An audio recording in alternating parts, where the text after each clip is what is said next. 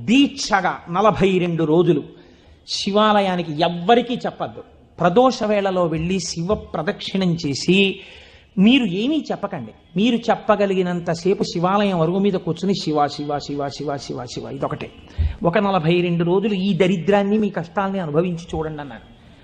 మీరు నమ్ముతారా? ఆ వ్యక్తి నా దగ్గరికి వచ్చి నా జీవితంలో ఆశించని రీతిలో నా జీవితానికి ఒక కొత్త మలుపు తిరిగిందండి, నేను వరంగల్ వెళ్ళిపోతున్నాను, నేను సెటిల్ అయిపోతున్నానని చెప్పాడు. ఆ వ్యక్తే నాకు ఈ మధ్యనే మళ్ళీ ఫోన్ చేసి, కోటేశ్వరారు ఇప్పుడు నేను ఎంత ఆనందంగా ఉన్నానోనండి, ఒక్కసారి మీరేమన్నా వరంగల్ వస్తారేమిటండి ఉపన్యాసాలకి, మీ దర్శనానికి వద్దాం అనుకుంటున్నాను, నేను కూడా కాకినాడ అన్నాడు. అయ్యా మీరు ఎప్పుడైనా కాకినాడ ఇప్పుడు అక్కర్లేదు, ఇప్పుడు తర్వాత వద్దురు కానీ నేను వరంగల్ ఇప్పుడు మాత్రం రావట్లేదు, నేను వరంగల్ వస్తే చెప్తాను, అప్పుడు మీరు నా దగ్గరికి వద్దురు కానీ తప్పకుండా దర్శనానికి అన్నాడు.